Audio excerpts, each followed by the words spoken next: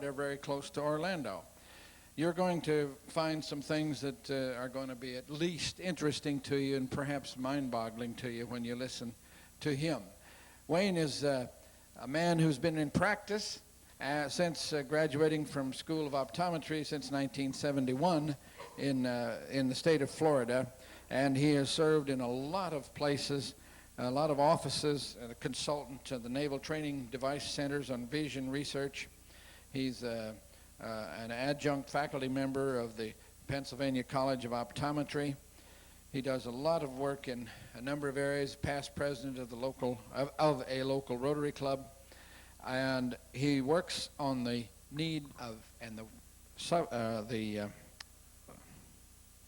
efficacy, I should say, of vision care and what it does to help in your various situation. He works with vision instrumentation techniques, spatial application with spatial application to learning disabilities, sports vision, and the multiply handicapped. And the title of his lecture and subject tonight is Vision, Its Effect on Behavior and Intelligence. You're going to enjoy hearing Dr. Wayne Pharr.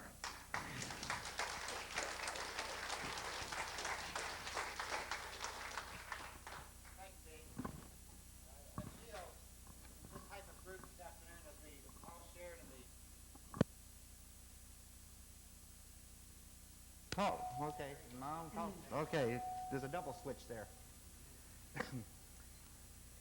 There's such an august group of people here. The knowledge that has been accumulated by those people. Is it me that's backfeeding? For the last week, I have been suffering with the crud that many people have been suffering with, and this morning I got up, well, for the last 2 mornings, I've been unable to talk. And through the use of my chiropractor and massage therapist and a lot of helpful hands, I'm here tonight, so I hope my voice can hold out. It's certainly a distinct pleasure and honor to be here. But tonight we're going to move towards considering some things that are perhaps a little bit beyond just the dimension of what we call vision. Because I'm going to start to move with a concept. As an optometrist, I've got to deal very specifically with a definition. It is the art and the science of vision care. And it's a very key part within that definition, because most people would tend to look at eyesight as just a mere recognition of what you see. If you see Greek, if you see Hebrew, if you see Chinese, you have eyesight. But it doesn't mean that the mind can interpret or process what you're literally looking at. I am more concerned with the definition of vision.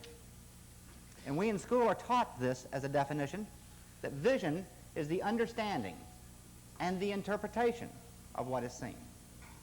But my colleagues many times do not have the same harmonious balance of understanding those words because they're dealing with eyesight. Can't hear you. Cannot hear me. Your microphone's under your... I didn't pin it on. How's that? Is that clearer in the back of the room now? Is that better?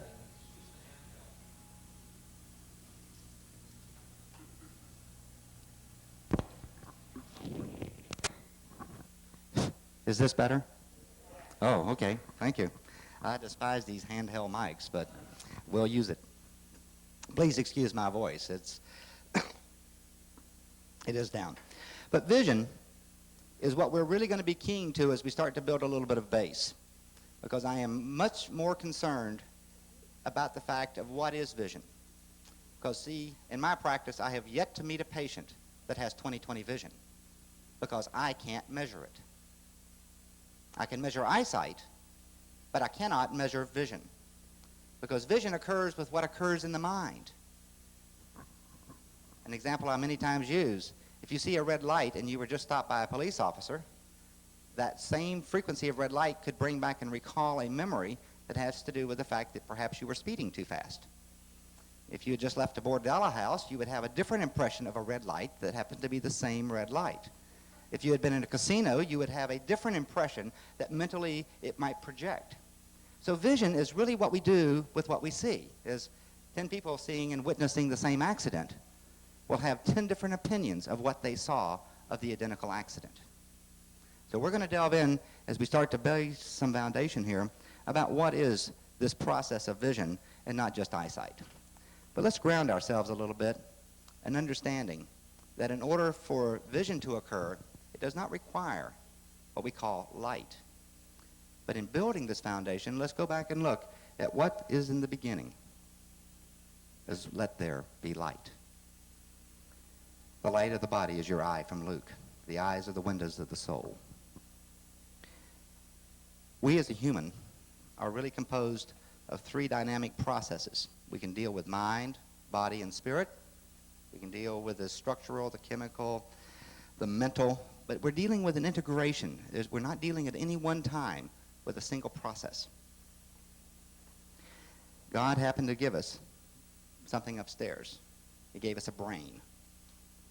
Now this brain is divided into 2 hemispheres, and they have different types of functions entirely. The left brain is our logical, our reasonable, our analyzing, our looking and knowing from a standpoint of sequencing, 1, 2, 3, A, B, C. This is why in school we really rack the devil with these children by the time they turn to age 12 or 13, because we have taught them to basically shut off the creative side, which is your right brain, your intuitive, your spiritual, your understanding, your knowingness. See, if I say to you the word stop, that means just stop.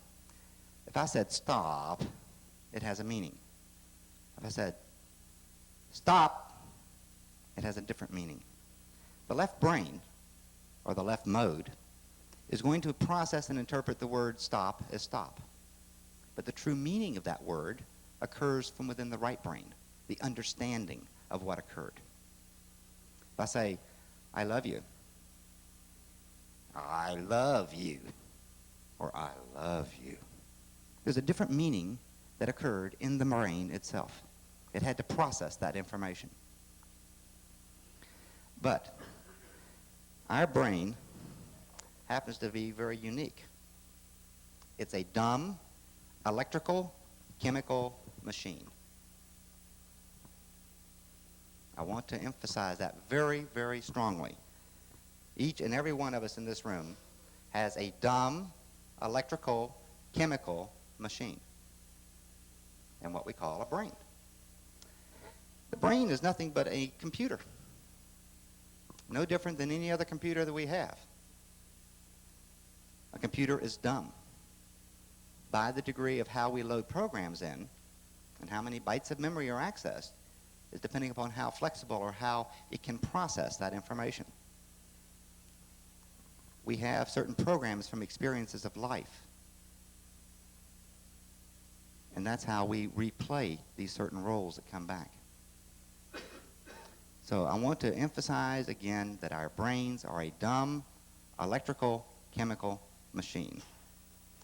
And next, let's address what really thinking is.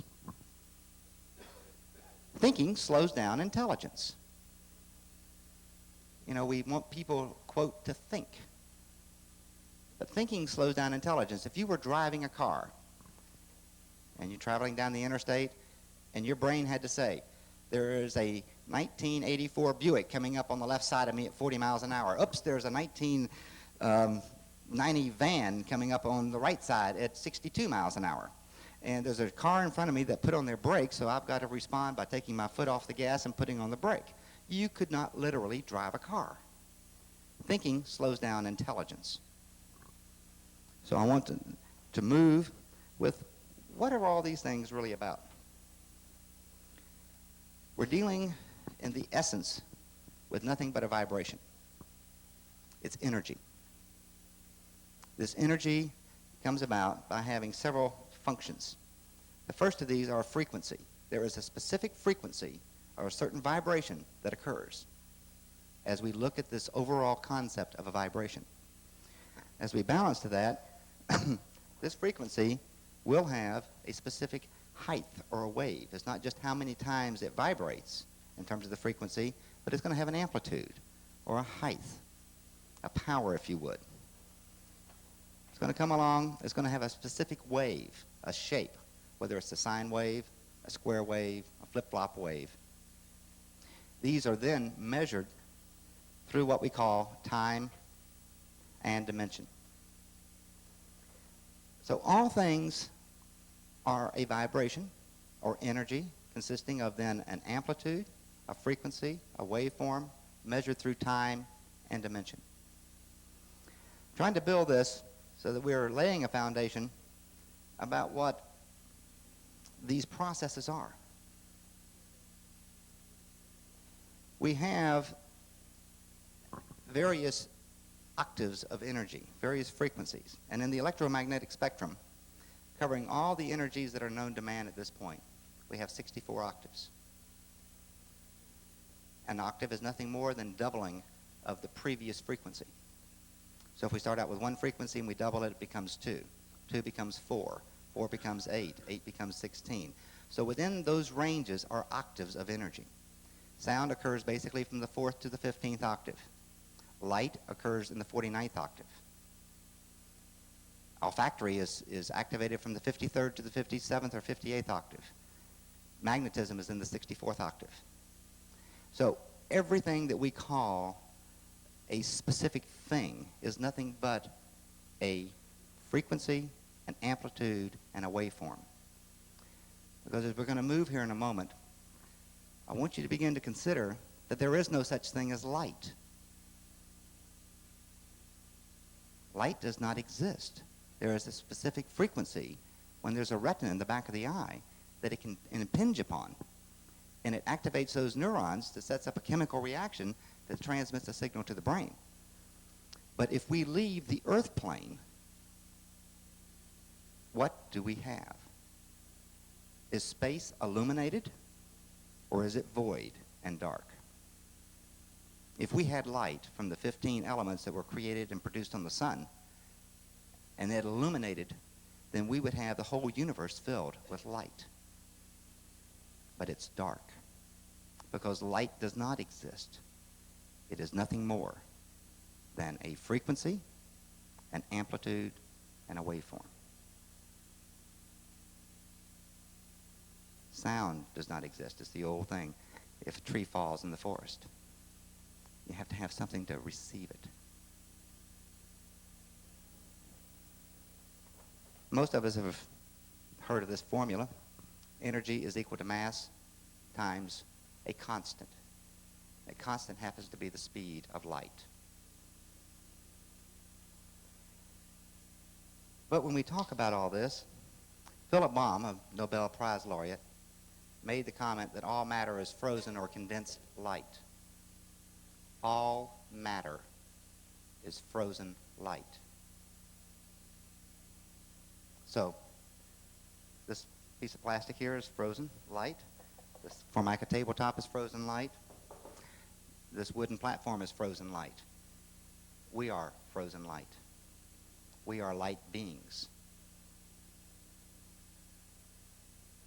We are light.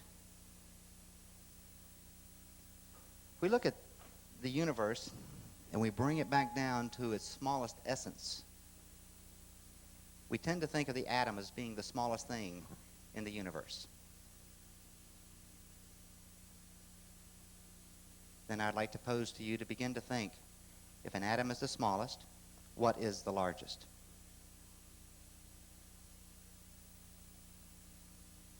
Michael Rice, you cannot answer. You answered in Barbados. Okay, what is the largest thing in the universe? How about the universe? Thank you. There we go. We have the universe. And in the back of the room, Tony Poussin, I think he has some books drawing out of the right side of the using both sides of your brain. But Tony Poussin has done some very excellent writing in terms of utilization of both hemispheres of the brain and how to take notes and the like. And I got this particular slide out of his book, Use Your Brain, which is no longer in print. But the Earth and the various planets are then composed of atoms. Anybody would like to take a guess at how many atoms there are in the total universe? Well, I don't happen to know, and I haven't calculated it, but out of Tony's book, he kind of tells me that there's estimated to be in the total known universe of 10 billion planets. 10 to the 100th power, roughly, of the number of atoms. The key that I'm beginning to allude to, though, and this is not of any real significance to any of us sitting in here, is if we look at 10 to the 100th power on the top, we look at the bottom. There happens to be a very large amount of zeros there, doesn't there? That, ladies and gentlemen, are the estimated total interconnections in the human mind.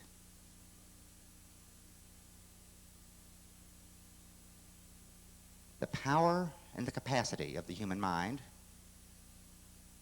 is only compromised when we also realize that 80% of all of the connections in the human mind interrelate to the visual system. So if we have an opportunity to begin to activate and change the visual system, we have an opportunity to change the number of interconnections and who and what we are. It is so powerful that if we start to look at even communicating with individuals, and many of you are from a very natural holistic healing process, we can utilize nothing more than just simply eye movement to know where the brain is accessing and remembering information that you're asking it. This is some of the work that came out from Bender and the like in neurolinguistic programming. But if we look at eye movement when you ask a question of an individual, I want you to remember something, or I want you to think of something. And you're literally going in and accessing in the mind something that you remember. Your eyes will tend to actually make a movement up and to the left. You start looking at people and you ask them questions, you will begin to see there's literally movements of their eyes if you're asking them to go back in and access what's inside the human mind of where they're recalling something. Can you remember the day you got married? Do you remember the day you graduated from high school? Do you remember when you got your first car? Or what do you think of this? If you're accessing, though, from memory, and it happens to be auditory, if you're remembering it, the eyes will make more of a lateral movement. If you are creating an auditory sound in your mind, it's going to make a right directional movement, kinesthetic, or just words and sounds. So if we do nothing more than just actually do a eye movement rotation, many times we'll find that there's areas that as the eye moves, there's literally a jump. There is not a smooth movement of the eye in what we call a pursuit movement. Well, if the eye can't move in a smooth pursuit movement, there's a jam in part of these circuits in terms of how you access information.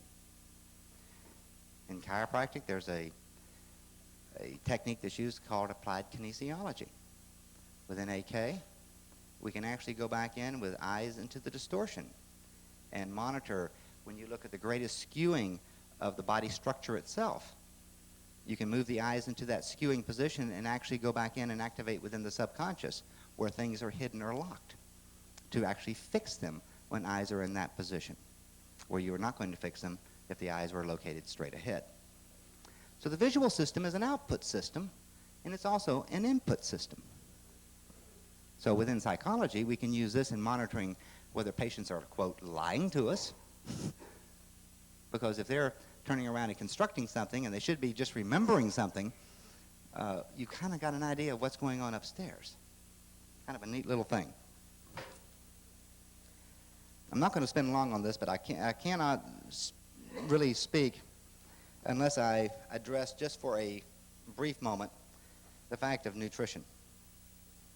Nutrition in vision, or nutrition in body, or nutrition in anything else is very important. And as I developed dealing with basically the 7 colors of the rainbow and the like, started out with something that I would like to share just very quickly. The key of any nutrition, whether it's increasing the mental capacity of the mind or increasing the body's ability to heal, is attitude. If you like what you have, you've got to keep doing what you're doing and tomorrow you'll have just what you have today. If you want to change, you have to change. The world's not going to change. You make the changes. Attitude is the biggest key factor in whether we're feeding the mind or we're feeding the body. You've got to balance. I use the attitude for air because many of the people that I see in my practice don't even know how to properly breathe. The balance is water, bringing back whole, pure water, and I really appreciate Eustace's comments on the fluoride. Recommended that we use something a little bit more pure than that. You know, the cleansing, digestion, enzymes, food, and God. But if we look at this, I have a very dear friend of mine that's in the audience tonight that came down from Chicago for this meeting, Dr. Conrad Mazeski. And Conrad, several years ago with Konkin Educational Systems, did some research. And he found in the research that the consumption of sugar had an effect on school performance.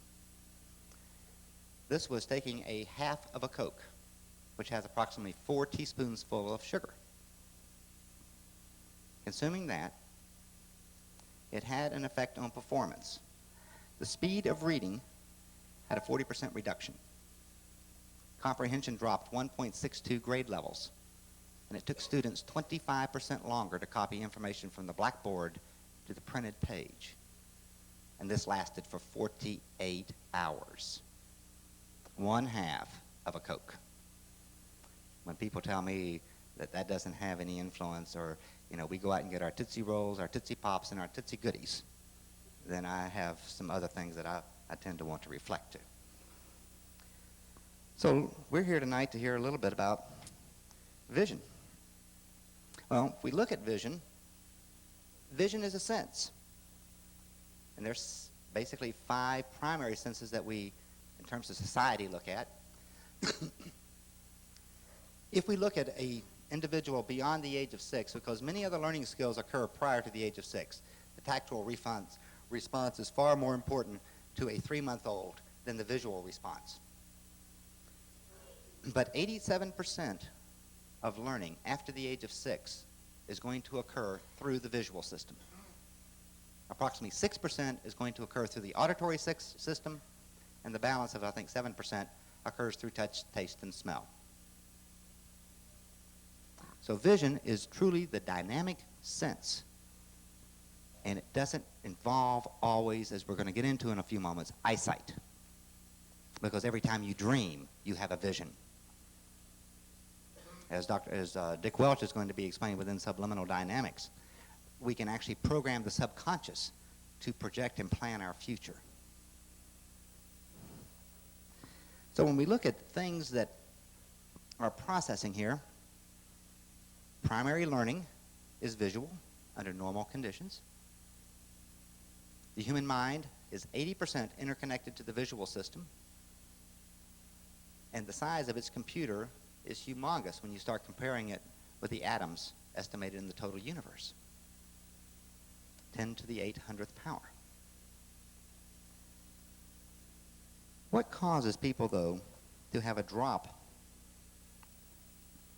Let me use my cause sheet here. The causes of why people have visual dysfunctions. Well, the key problem probably is birthing.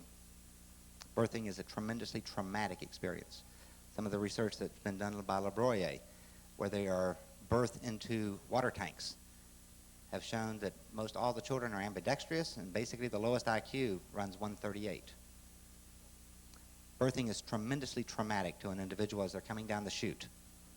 Because if there's been a mother that's been in labor for 18 hours, 36 hours, 60 hours, you know, the only message as these endorphins, where this little baby's been there on this high for 9 months, gets is that touch is pain. They come down the chute and they get, you know, hit with bright lights, and we immediately put the silver nitrate in because we've got to protect these poor little babies, you know, and it hurts. So there's the closing of the eyes and the squinting.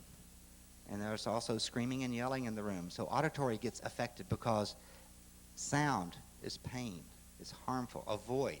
So we avoid pain. We avoid touch. We avoid seeing. We avoid feeling. And many times it's nothing more than just the absolute basics process of the birthing situation. When I start looking, though, at people that have jams in their ability to process information, I really look to trauma, head and neck injuries, falls, blows to the head or neck, whiplashes, individuals that have had comas, strokes, because this creates a tremendous amount of edema or swelling in the brain itself.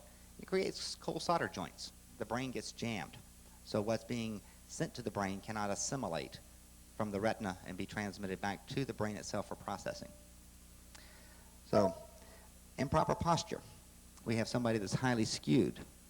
Well, many times a poor chiropractor is going to just beat his head against the wall trying to create realignment and stability. And he adjusts it and it holds for 2 hours or 2 days. But many of the patients that I see are operating with 2 and 5 and 10 and 20% of the information literally being processed by the brain. And as we talk about this condition, it occurs in better than 25% of the population. So we're not talking about something that's just real weird and strange. These can be injuries that occurred, falling off a swing as a child, and they don't tend to go away. So improper postural alignment, many times chiropractors are not able to create a stability of alignment. And one thing that I would certainly suggest is to go back and actually measure the visual field. Because if the field is down, then there's nothing to hold stability in space. And so you move your head to lock in a position, and that helps create alignment.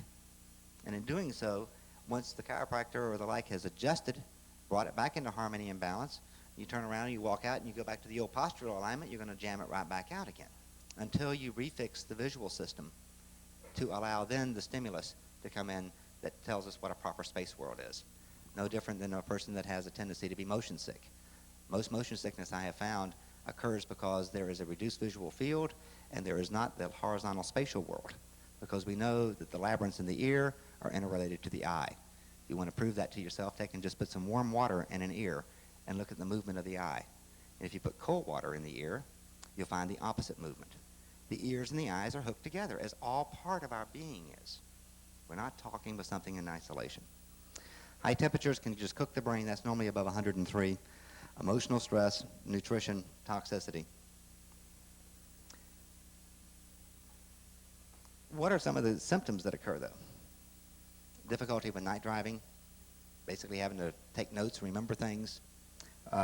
Movement. Why is it that when I turn in this direction, it squeaks? Where's the speaker? Oh, okay. Thank you very much there, Michael. So a person that's suffering from sensitivity to sunlight, night driving, crossing eyes, many times are going to have a reduced ability to be aware or to assimilate the information that's coming in from the retina. Now, what do we do about all the stuff we're talking about? And why is it really important? Well, if this is our computer, and it has the power that God gave us to have, which when we again go back and realize that it's a dumb electrical chemical machine, always understand that thinking slows down intelligence, and that the total universe has 10 to the 100th power of atoms, and 10 to the 799th power, approximately, are interconnections of vision to the human mind. 10 to the 800th power is the total number of connections in the human mind. We're talking about how this can affect behavior, processing, clarity of thought, mentality. So, I'm going to move here just a bit.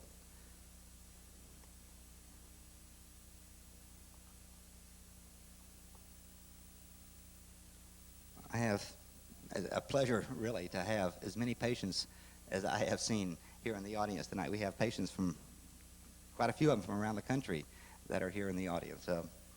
Something that they know, like the thinking slows down intelligence, I have a 9-foot banner in my base exam room with that hanging on it. Something else that I express to them, I don't have it in a banner fold, but I want people to know that they know because they know, simply because they know, just because they know, because they know. Just because they know. Because you know. When you know, you know. But where does that come from? Where does that process come from? Where's that modality locked in? See, I believe that our Maker probably knows more than we as individuals. Because when he awakes us in the morning, he gives us a sunrise. That consists of basically red, orange, and yellow. These are considered sympathetic stimulators. Whether you go to the bullfight, or you go to the bordello, or you go to the casino. These are activating colors. And if you live in a beautiful rural community where you're not dealing with smog and fog, you'll find that he also gives you something very neat at the end of the day with the blue and the indigo and the violet. Because it's setting our what we call circadian rhythms, the rhythms of the body. But what do we have in the noonday? We should have green. Because that's what he gives us with the flowers and the trees and the grass. But no, we live in concrete jungles and asphalt highways. I just moved off this. It just hit me, and I need to share it when things like this begin to come to me. Because you need to walk away with this tonight knowing that this kind of lighting that we have here is not appropriate for our health. There's many people that have been pioneers in this area. One in particular is John Ott. And the research has shown, depending upon the colors of light, the offspring of chinchillas or mink is actually regulated and controlled by the type of light that the females are grown under. The pumpkins are going to either be male fistulas or females, depending upon the color of light that they're grown under. Light and color regulate our total hormonal system. We're going to get into that in a minute. But what I was going to get to in terms of knowing that you know is that when you're under cool white fluorescence, they potentially can be very harmful, in my opinion. I have to be very careful with the disclaimers that are used here, knowing that there very well could be people that want to shut me down. But there are lights made, and I would recommend that you consider going to a full spectrum type of light. A full spectrum actually has ultraviolet in it. But if you've been told by all of the appropriate people that are in authority, the FDA and probably all of those fellas, you're going to find that probably there's no good research evidence, except that the school system in the United States that had the #1 rate of leukemia had cool white light bulbs. And when those light bulbs were removed, the rate of leukemia in that school system went to normal when they installed full spectrum lighting. The only, and I'll touch on this in a moment when we get to the other slide, but I'll say it here, I've started to. The only known treatment for seasonal affective disorders, which is a depression that occurs in the north when there's less light during the day, is the utilization of full spectrum lighting. That is now documented in Dr. Rosenthal at the National Institutes of Mental Health. It's full-fledged. It's in the reports. It's in the literature. We actually do have some beneficial effects. But if we look at ultraviolet, as with anything, an overexposure to anything is detrimental. You know, if you have too much water, you're going to drown. I don't recommend consuming too much water. If you have too much X-ray, it's very detrimental. Well, basically any X-ray is detrimental. But too much ultraviolet sunlight is also going to be detrimental. But those of you who wear glasses and run out and feel like you're protecting yourself because you are adding an ultraviolet blocker to your glasses are, I think, doing harm to yourself. I believe our Creator knew much more about us when He gave us these things than when we start assuming that we know more than He does. Especially the little old 75-year-old ladies that run out once a day to get their mail out of the mailbox. I think any amount of normal natural sunlight is going to be beneficial. I would not recommend the utilization of tints or of ultraviolet blockers.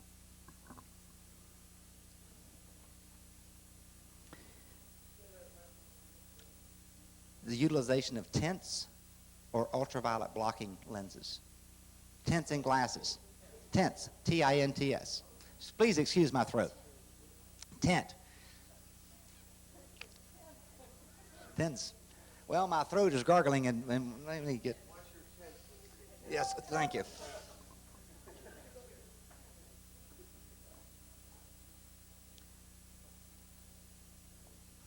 So when patients come and they have difficulties,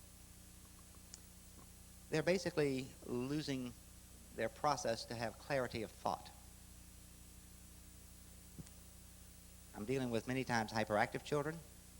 You know, if we are dealing with an individual that has a reduced visual field, with the side vision is very restricted and they're looking out of a straw, they could have 20/20 eyesight.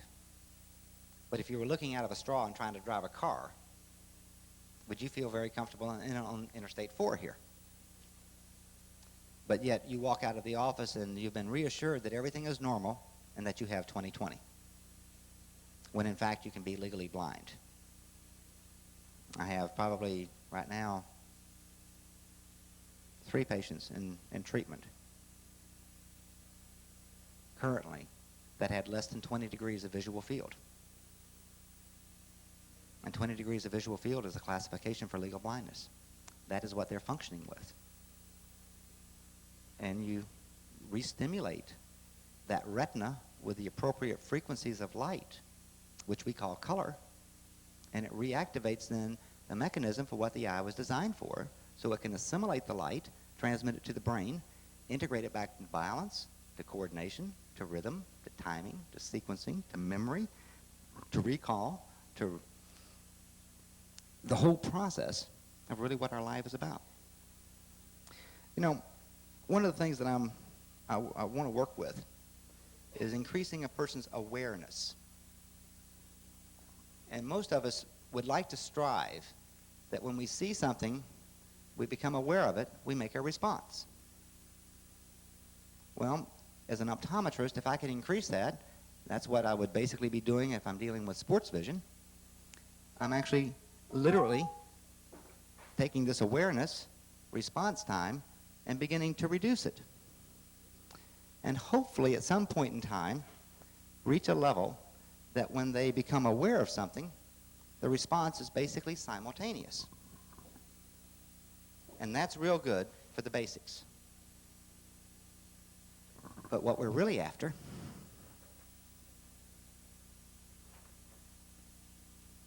is this process. Awareness to response, increasing that until we have awareness and response simultaneously, and beginning to reverse the process so that we can respond before we ever became aware. And I'll almost bet you that every single person in this audience tonight has done exactly that. We don't look at it, we don't recognize it, we don't believe it as anything other than, oh, that's neat that that happened.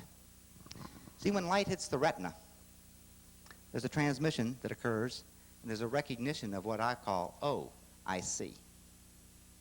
I recognize, I understand, I process.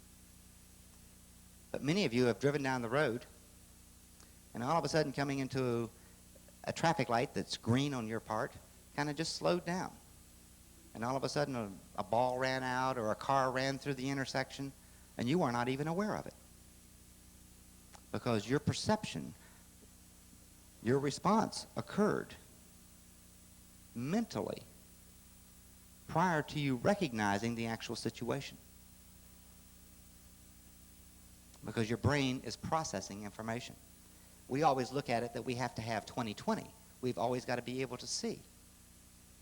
Well, if we look at just a good reader that's reading 250 words a minute or better, their visual acuity normally will actually drop to around 20/40. You don't read fast with good acuity. When you get into Dick Welch's work with subliminal dynamics, you in fact take your glasses off and photograph the pages upside down because the brain doesn't care.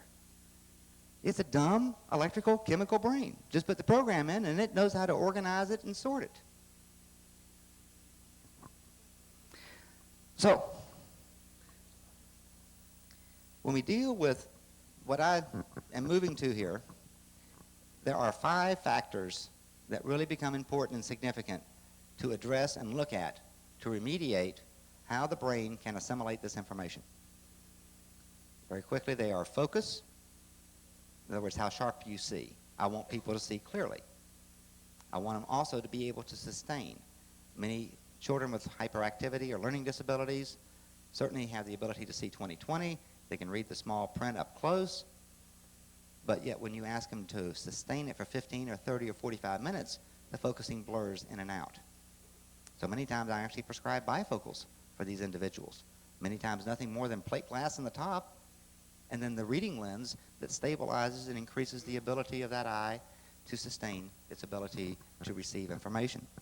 It's kind of like saying, can you run? You say, sure. And then the next response is 5 miles. You say, oh, no, I can't do that. So many people have the ability to focus, but they don't have the ability to sustain.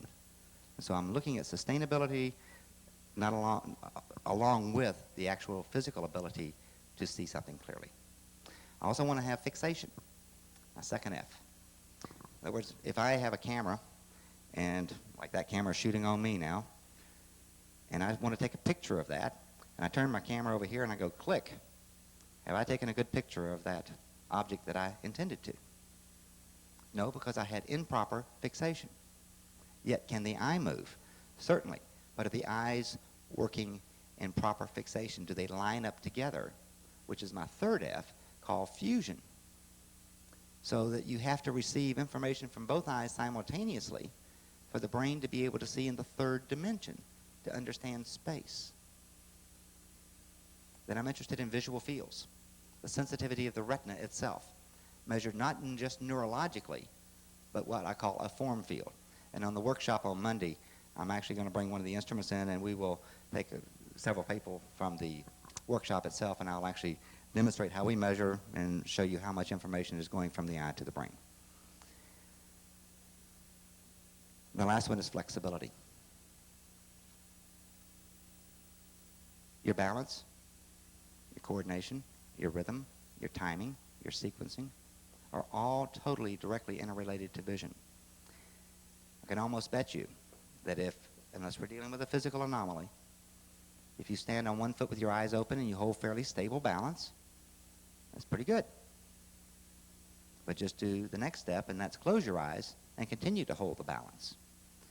See, the area 6 of the brain that controls the motor system that shoots the signal down to the leg to hold balance only requires a signal from the brain. But where does that area of the brain regulate how much signal has to be outputted? It comes from the visual system. And so as long as your eyes are open, you've got locked space. If you close your eyes, you should have the identical ability to basically hold balance. If your balance starts to teeter and totter and you get ready to fall, I'll almost bet you that you don't have then a visual field. It's reduced. In fact, I tell you, if I could, several of the patients that are here tonight, when we get through, if you all might kind of come up, if there's any questions that people in the audience might want to interact in terms of things, that'd be really neat. Let's talk a little bit, though, about two systems of the eye. We only think of the eye under normal conditions, and this is the way I was taught and educated. I didn't have the research that came out from Fritz Walwick in Germany and the work that's being done out in Texas and the like to understand anything more than that eyesight was just a single pathway. The information from the retina went to the back of the head. This is where we see. Well, we now know that there's actually two different pathways. Visible light hits the back of the eye. From that, it responds and goes to the visual cortex. That's where we say, oh, I see. There is a completely separate route, though, and Fritz Walwick has called this the energetic pathway that actually regulates and goes to the hypothalamus. From the hypothalamus, it reflexes to the pituitary.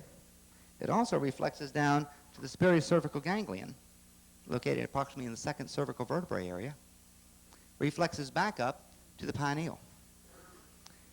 With the research that's been done, we now realize that the pineal, which very much like the appendix a few years ago, well, God didn't know what he was doing, so we might as well chop it out because we don't need it. Same thing with tonsils. You know, the pineal was kind of looked at as a residual organ itself, too, or a gland at that point. Research is indicating now that the pineal is no longer even considered a gland. It is actually considered an organ, the same as your heart, your lungs, your liver.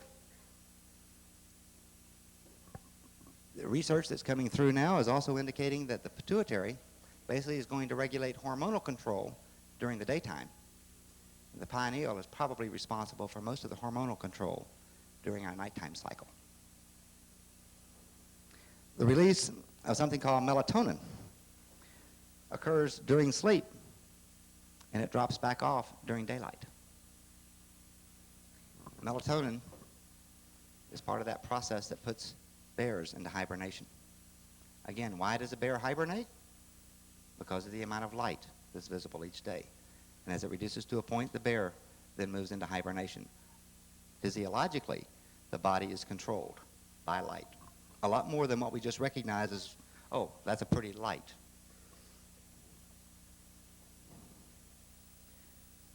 In fact, here's a little bit of information relative to approximately 75% of the pathway goes to the visual cortex and 25% becomes the energetic pathway. This energizes the hypothalamus, goes releasing ACTH from the pituitary, affecting the adrenal cortex, affects anabolic activity, protein, lipids, blood pressure, circulation, water balance, electrolytic structure, glucocorticoids.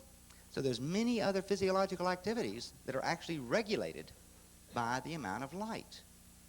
Fritz Hallwick has also done some interesting work relative to cataracts. Just by the blocking of the light that can get to the back of the eye will have an effect on the physiological activity of a human being.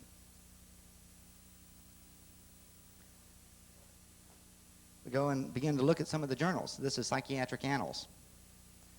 This was a whole edition on chronobiology. But if you look at a couple of the articles here, seasonal affective disorders, melatonin in depression, sleep measures in depression. We're finding in the Journal for Better Living a very interesting article, Light Therapy, the prevention, control, and treatment of suicide with utilizing the proper frequencies of light, reactivating the body through the retina. I don't know if you all can see that. Now, if there are any CDC, CIA, FDA, AMA, now would probably be a very good time to have you stand up so we could also recognize where you're coming from. Is there anybody that would so wish to do that? I don't see anybody standing. By definition, anything that we take in is a drug. It was interesting in one of the court cases that somebody had recommended water, and he was on trial for having recommended water prescribing without a license. And the attorney pulled kind of a sneaky in terms of having the defendant there start to cough, and the judge just reached over and handed him some water, and the attorney then said to the judge, "Aren't you practicing medicine?" The case was dismissed. Light is a drug from a standpoint that it affects our being, our metabolism, our function, our whole process. And we need to utilize the fullness of what light is in our everyday environment. We need to hopefully have some fresh sunshine, breathe some good fresh air. But one day in my office, I had a diabetic, and she had not eaten properly for lunch and came in. We were doing treatment, and my assistant went ahead and did the normal light frequency therapy on this particular person. And he came back into my office and said, "Dr. Pharr, she still has her headache." Because normally when patients come in or they have problems within that therapy, those things clear up. And I I said, well, what was the headache from? And I went in and talked to the lady, and she had not eaten properly at lunch, and it was basically just an insulin headache.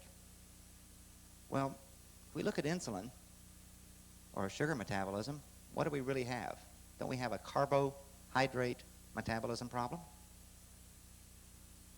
Well, let's stop to think. As we talked a little bit earlier, all matter is frozen light. I made that statement.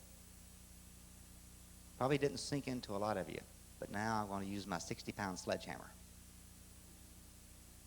All matter is frozen light, because all matter that we know, roughly the 128 elements, are measured with a spectrometer in its ultimate state. If we take something as simple as this lighter, inside this lighter there's a fluid. There's less fluid in the lighter now, isn't there? What has that fluid become? What it is. Something we call light. Because if we freeze that flame, it becomes matter. If we burn wood, if we take any substance or element and take it to its ultimate form, it is light. So light, if it's frozen, becomes matter. All matter is frozen light. And we know that each color has specific elements: red, hydrogen, cadmium, krypton, neon. I'm not going to go through all these slides.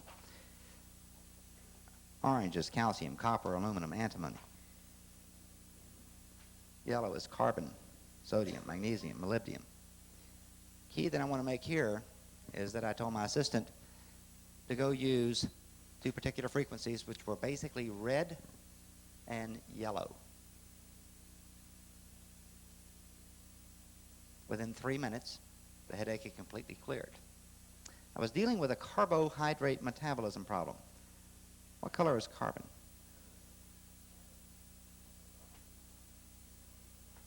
What color is hydrogen?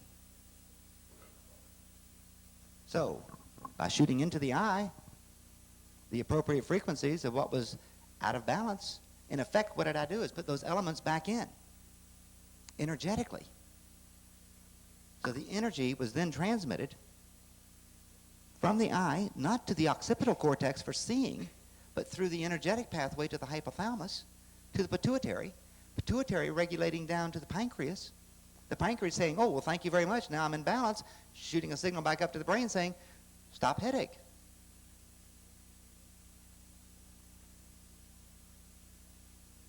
But you're using the basis of what God is, because God is light.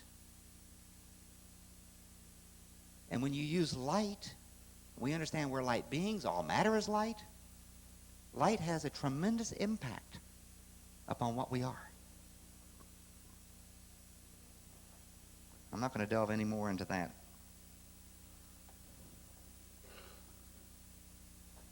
I just got a little flag up here, so I'm going to begin to move down. When I'm measuring a visual field, or the side vision, it's one of the most important tests that I do in my office. I'm looking for how sensitive and how much information literally is being transmitted and processed by the brain, not how much does an individual have. I would say that 98% of the patients that I see neurologically have 100% normal visual field. Neurologically, it's all intact. But I find that most of the patients I see have a very significantly reduced visual field as far as what I call a form or functional field. In other words, it's not how much you have. You can have 10 million bytes in a computer. But if me and somebody else sitting around here that doesn't know anything about computers tried to program it, we put 10,000 bytes in, that's all it's going to process, because that's all that's loaded into it.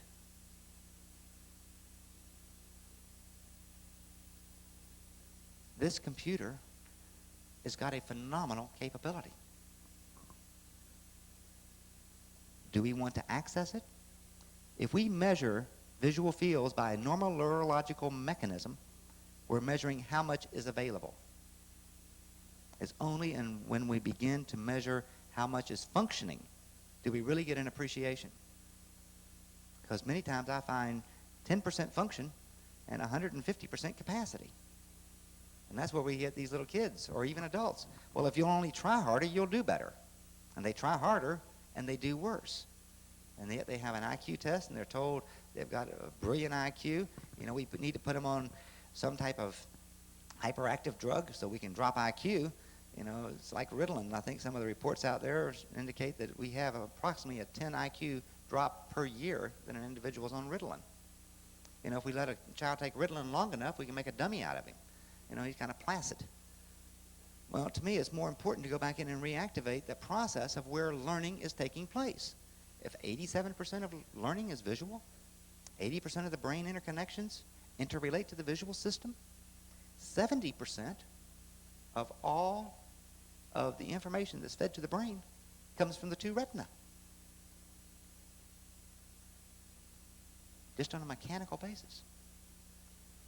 So we look at vision, I hope tonight, seeing and expressing the fact that there's a much broader base to how we see than just merely the mere recognition of what is seen that we call 20/20.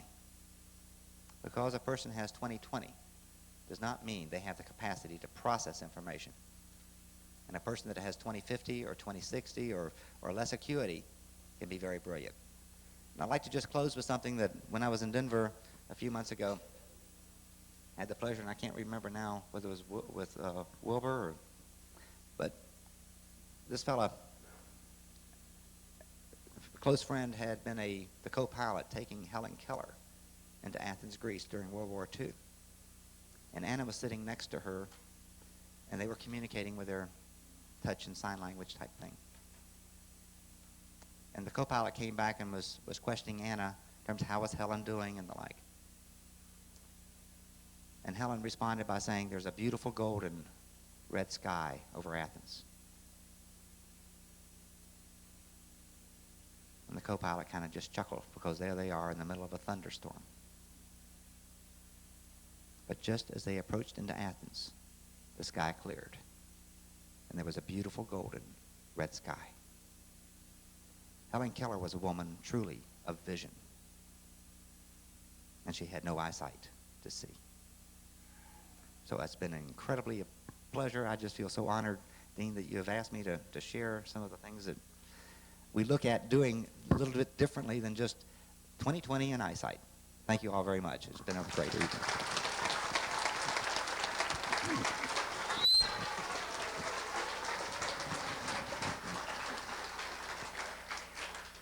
If you'd like to hear more, would you?